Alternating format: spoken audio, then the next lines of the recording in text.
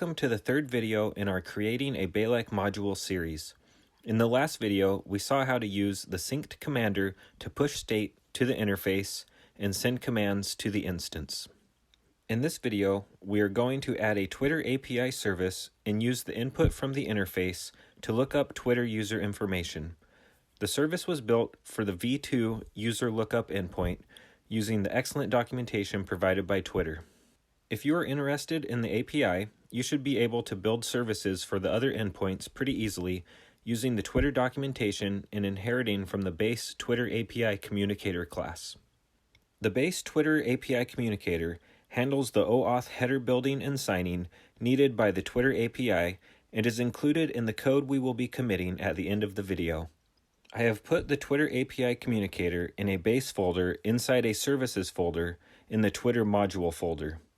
Inside the services folder is also the user lookup service that extends the base Twitter API Communicator with endpoint-specific instructions. Besides creating these two files using the Twitter documentation, I only had to make a few changes to the contacts instance file, the first of which was including the new user lookup service as a declarable object. In the header of the instance, I created a member for the service and 3 state and watch handles. The user lookup service provides a state for data results, a state for error results, and a state for the service itself. In the constructor of our instance, we retrieve these states and watch them with 3 new methods. These assigned watch methods simply relay the name and new state to the contacts menu interface state. We also made sure to unwatch and remove the handles when the instance is unloaded from a session by overriding the end method from the base instance class. In this method, we call the inherited end method and return the promise expected by the session.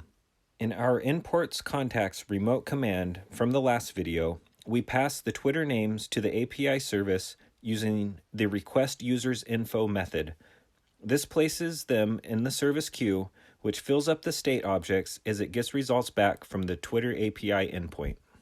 The Twitter v2 user lookup API allows for 900 user requests every 15 minutes.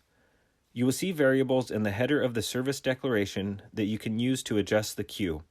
The queue status is updated in the service state. Let's see what happens if we use our Add Contacts button now.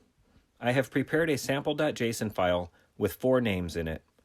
When I send it to the instance, I get 2 results and 2 errors in my console.